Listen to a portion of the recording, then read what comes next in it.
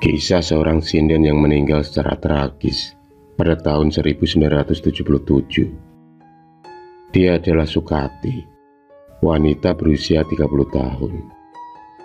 Sukati adalah salah satu sinden terkenal di suatu wilayah di kota Malang. Parasnya yang cantik dan mempunyai tutur kata yang lembut membuatnya menjadi primadona di desanya. Tapi hati Sukati tak pernah bisa diluluhkan dengan rayuan gombal para lelaki begitu saja. Sukati dibesarkan oleh keluarga yang sederhana. Selain sebagai seorang sinden, Sukati juga sering membantu kedua orang tuanya bercocok tanam. Meski sering berpanas-panasan, tapi kecantikan Sukati tak pernah luntur sama sekali. Bahkan, sifatnya yang apa adanya itulah yang membuat para lelaki berlomba-lomba untuk mendapatkan cintanya.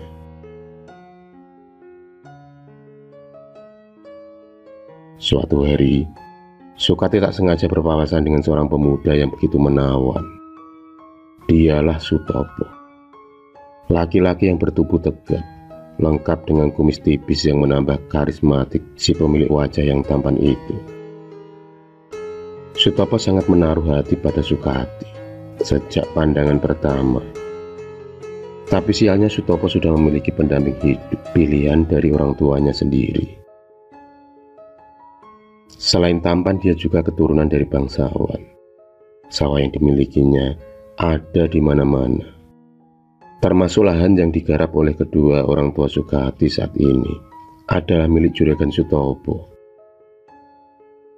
Secara diam-diam mereka pun sering melakukan pertemuan. Dari hal yang biasa menjadi luar biasa. Itulah perasaan yang mereka rasakan saat ini. Entah kenapa rasa sayang itu mengalir begitu saja. Meski Sutopo tahu sebentar lagi dia akan menikah dengan gadis yang masih memiliki keturunan Belanda. Dialah Nancy. Tak jauh beda dengan Sukati, Nancy juga memiliki pesona yang tak kalah menarik. Badannya yang tinggi putih dan memiliki bola mata kebiruan itu menjadikan Nancy sebagai gadis yang luar biasa cantiknya, layaknya nona-nona Belanda pada umumnya. Meski sama-sama cantik, tapi Sutopo lebih menyukai Sukati yang memiliki wajah khas wanita pribumi. Ada hal yang membuat Sukati berbeda dengan wanita manapun. Tak terasa, hubungan gelap yang mereka jalani sudah berjalan 4 bulan lamanya. Dan itu artinya pernikahan Sutopo dan Nancy segera digelar. Bukan maksud dia untuk tidak memperjuangkan cintanya pada Sukati, tapi ada suatu ikatan yang tak bisa dilepaskan, yaitu orang tuanya yang berhutang budi pada Tuan Menir van Hensel, seorang antek-antek Belanda yang menetap di bumi pertiwi. Selain itu, orang tua Sutopo juga mengincar kekayaan dari keluarga Nancy. Lambat laun, hubungan gelap antara Sukati dan Sutopo terdengar juga di telinga gadis Belanda itu. Teror demi teror diterima oleh Sukati dengan harapan agar dia meninggalkan Sutopo. Tapi bukannya melemah, ikatan cinta mereka berdua malah semakin kuat. Dan untuk membuktikan rasa cinta itu, Sukati dibawa lari oleh Sutopo.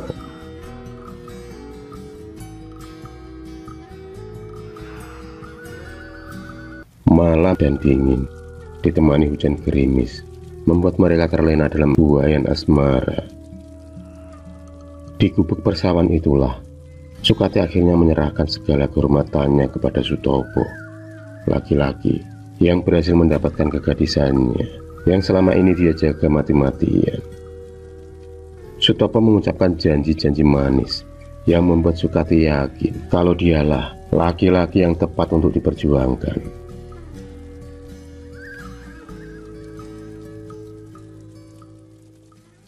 Setelah kejadian malam itu, Sutopo semakin sulit untuk ditemui, dan itu karena Sutopo sendiri sedang menjalani pingitan, lantaran sebentar lagi dia akan menikah dengan Nancy.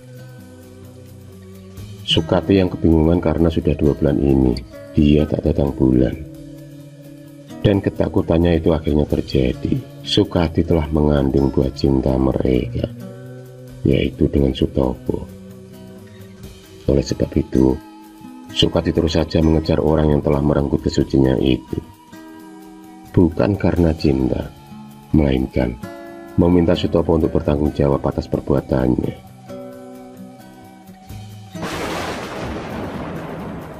Sebagai petir di siang bolong, Sukati merasa hancur saat mendapatkan perlakuan kasar dari Sutopo. Laki-laki itu mengusir bahkan tak mengakui perbuatannya.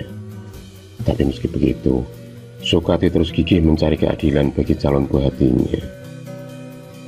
Semakin hari perut Sukati semakin membunjit. Dia tak bisa lagi menyembunyikan kehamilan yang dianggapnya sebagai sebuah aib keluarganya. Dan malam itu dia berniat mendatangi Sutopo tepat di malam pesta perkawinannya dengan Nancy. Acara begitu meriah, janur kuning melengkung di mana-mana. Banyak sinden-sinden menari dan menemani para tamu undangan. Dan pesta itu pun akan digelar selama 7 hari 7 malam. Di balik pohon mangga, Sukati mencurahkan segala kemelut di hatinya. Tak ada bedanya dengan laki-laki bejat lainnya. Buliran bening terus menetes di pipinya. Dalam isak tangisnya itulah, Sukati dikagetkan dengan beberapa orang yang menyekapnya dari belakang. Sarung yang menutupi wajah mereka membuat Sukati kesulitan mengenalinya. Tubuhnya pun diseret ke arah semak-semak dan diperlakukan tak senonoh oleh mereka. Tenaga Sukati yang hanya wanita lemah membuatnya tak bisa berbuat apa-apa. Dia pun kembali merasakan kekejaman dari lelaki. Tak hanya itu, setelah melampiaskan nafsunya, mereka pun kemudian melemparkan tubuh Sukati ke sungai yang membuatnya mengalami pendarahan. Dan akhirnya dia pun meninggal di tempat. Keesokan paginya, warga dikembarkan dengan penemuan mayat Sukati di semak-semak pinggir kali. Setelah penemuan mayat itu, hari-hari desa itu terasa semakin mencekam. Setiap habis maghrib, sering terdengar alunan gamelan diiringi gending Jawa.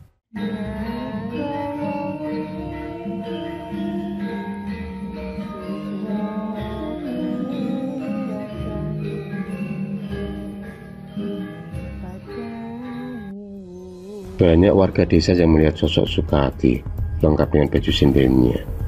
Dia terus mengitari desa. Arwah Sukati masih mencari para laki-laki di balik topeng sarung itu. Maka tak hayal lagi, setiap jam 12 malam dia terus berkeliling memberi teror pada setiap penduduk. Pernah suatu malam ada warga desa lain tak sengaja berhenti. Dia terus mengomel. Dan saat itulah Sukati menampakkan diri dengan wajah yang begitu cantik. Dia tersenyum layaknya wanita penggoda. Si laki-laki yang terpana akan kecantikan Sukati dengan cepat menggandeng dan mengajaknya ke semak-semak. Saat mau mencium pipinya itulah wajah Sukati tiba-tiba berubah menyeramkan, lengkap dengan belatung dan nanah bercampur darah.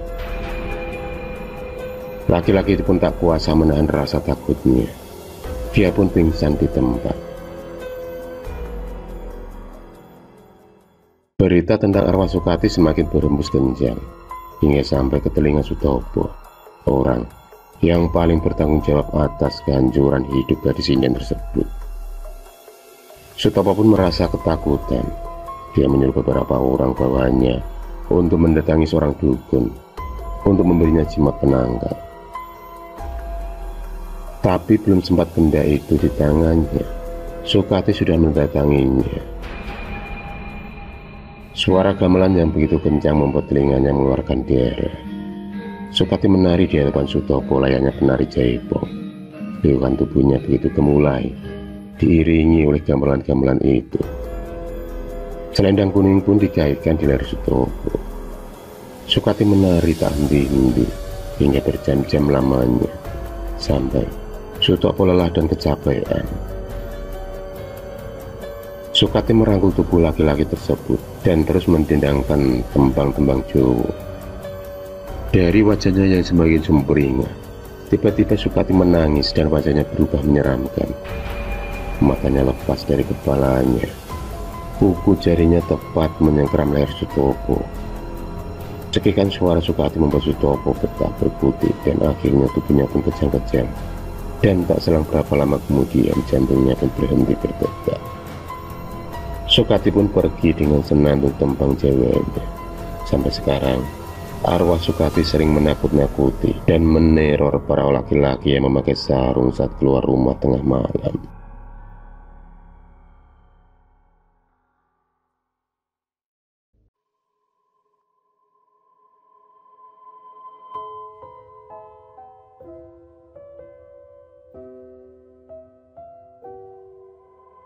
Kabut petang menyelimuti suasana desa Rejosari pagi itu.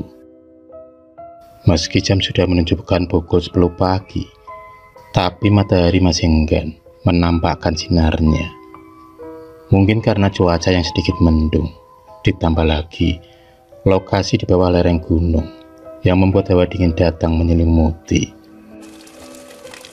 Ina dan Sri Ayem, dua gadis desa itu masih asik mencuci baju di sungai yang beraliran deras. Jernihnya air yang memecah bebatuan membuat Ina dan Sri Ayem itu betah berada di sungai tersebut. Di sela-sela obrolan, Ina tak henti-hentinya menceritakan kedekatannya dengan Kunchoro, seorang pemuda dari desa sebelah yang berhasil memikat hatinya. Tak terasa mereka berada di sungai itu hampir 2 jam lamanya. Mereka harus segera pulang karena mitosnya anak gadis tak boleh lama-lama berada di luar rumah saat tengah hari. Sri Ayem, gadis manis berkulit sawo matang, mempercepat langkahnya saat terdengar suara azan zuhur berkumandang dari musola. Di saat Sri Ayem mempercepat langkahnya, tiba-tiba suara motor di belakangnya menghentikan langkah Sri Ayem. Sosok laki-laki itu begitu dia kenal. Dialah Kunchoro, pacar sahabatnya sendiri. Kunchoro menawari untuk mengantarkan pulang. Meski awalnya Sri Ayem menolak, tapi lama-lama dia menerima ajakan Kunchoro. Mereka pun akhirnya duduk berdampingan dan melaju bersama motor tua milik Kunchoro. Dari situlah detak jantung Sri Ayem yang awalnya berdetak normal, kini dengan tiba-tiba berdetak lebih kencang. Setelah Sri Ayem benar-benar melihat ketampanan Kunchoro dari dekat dan gagahnya tubuh laki-laki yang bekerja sebagai guru tersebut. 30 menit mereka melalui perjalanan itu dengan bercanda dan saling memuji satu sama lain. Tak terasa mereka sudah sampai di depan rumah Sri Ayem. Kunchoro berpamitan pulang setelah menghabiskan teh hangat dari Sri Ayem. Setelah pertemuan itu, mereka sering bertemu secara diam-diam tanpa sepengetahuan Ina. Tak ada rasa bersalah di hati Sri Ayem tentang perasaannya pada Kunchoro. Dia sangat pintar dalam menutupi perasaannya itu. Hingga suatu hari Sri Ayem tak sengaja melihat Kunchoro sedang bermesraan di bawah pohon rindang. Ina yang begitu nyaman di pelukan Kunchoro membuat hati Sri Ayem semakin tersulut emosi, apalagi setelah mendengar kabar kalau Kunchoro segera melamar Ina. Rasa cinta yang bertepuk sebelah tangan membuat Sri Ayem berbuat nekat.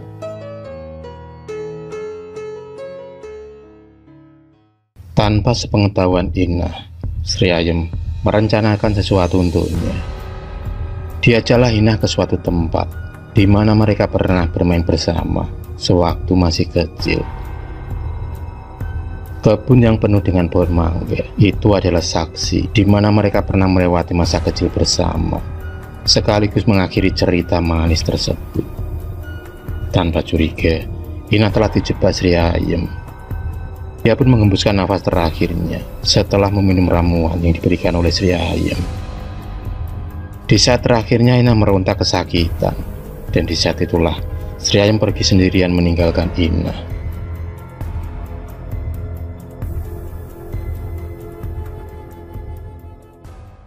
Seluruh warga mulai mencari kepergian Ina yang secara tiba-tiba, termasuk Kunchoro. Raut kesedihan tampak begitu jelas di wajahnya. Dan kesempatan itulah yang ditunggu-tunggu Sri Ayem. Dia datang menghibur untuk menenangkan Kunchoro, berharap dia bisa menggantikan posisi Inah di hatinya. 3 hari sudah, Inah belum bisa ditemukan. Tanpa dosa Sri Ayem menjelma bak malaikat di keluarga Inah. Begitupun keluarga Inah. Mereka tak pernah merasa curiga pada Sri Ayem, karena diketahui selama ini dialah sahabat terbaik Inah. Apalagi sikap Sri Ayem yang pendiam dan kalem. Jadi, tak mungkin kalau gadis manis itu yang melukai Inah. Tibalah hari keempat kepergian Inah. Kunchoro sering mendengar suara tangisan di luar rumah. Dia juga melihat bayangan seorang perempuan. Kejadian aneh itu sering datang di tengah malam, tapi Kunchoro tak pernah percaya dengan hal yang mistis. Dia lebih fokus untuk mengaji dan memanjatkan doa terbaik untuk Inah. Di sisi lain, Sri Ayem sering bermimpi bertemu dengan Inah. Inah yang berwajah pucat itu tampak marah dan melototkan matanya ke arah Sri Ayem. Tangan Inah yang lengkap dengan kuku panjangnya itu siap mencekik lehernya. Dia hampir tak bisa bernafas dan meregang kesakitan. Di saat itulah Sri Ayem dapat bernafas lega setelah dia terbangun mendengar suara ketukan dari pintu kamarnya. Sri Ayem bermimpi seram.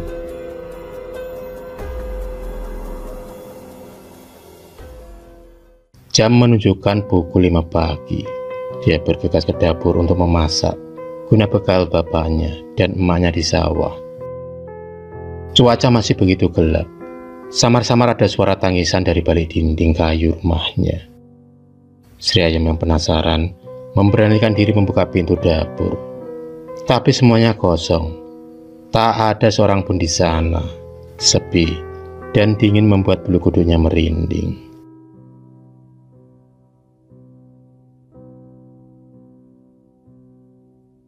Ketika Sri Asi mau menutup pintu kembali, tiba-tiba dia melihat potongan kain jari yang tergeletak di tumpukan kayu. Diambillah kain yang berukuran 2 meter itu. Tak terasa, air matanya pun menetes. Matanya terpejam, mengingat indahnya masa kecil bersama Inah, di mana Inah selalu berbagi dalam hal apapun. Dan kain itu adalah alat menggendong boneka. Mereka akan saling bergantian dan mempergunakan kain tersebut. Dari mana asal kain itu datang? Yang pasti kain itu adalah kenangan indah bersama Inah. Dia kemudian segera menghapus air matanya, berharap kenangan itu akan segera ikut terhapus. Tapi kenyataannya berbeda. Terlalu banyak kenangan bersama Inah yang sulit terhapuskan.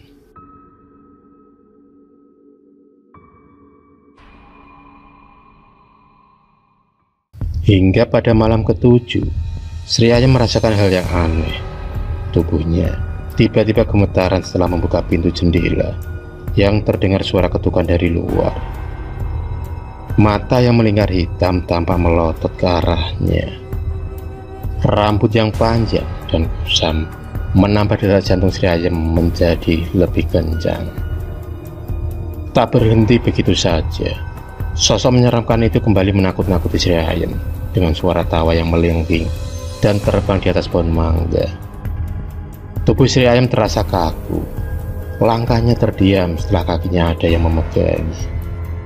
Tampak jari panjang menghitam memegangi kaki Sri Ayem. Mulutnya seakan sulit untuk berbicara setelah melihat sosok arwah Inah duduk di atas lemarinya. Sri Ayem kemudian bersujud meminta ampun atas perilakunya selama ini.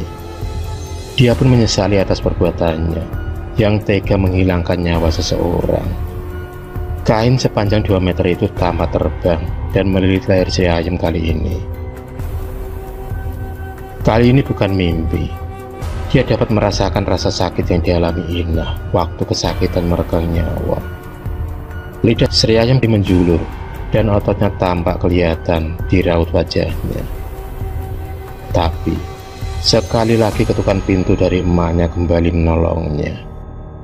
Sri Ayam kemudian ditemukan pingsan di kamarnya dengan leher yang membiru. Setelah kejadian malam itu, Sri Ayam mendatangi kantor polisi untuk memberikan sebuah pengakuan dan meminta maaf pada keluarga Inah. Dan alangkah syoknya Kunchoro atas motif pemecah persahabatan Inah dan Sri Ayam. Dan atas perbuatannya, Sri Ayam mendapatkan ganjaran yang setimpal.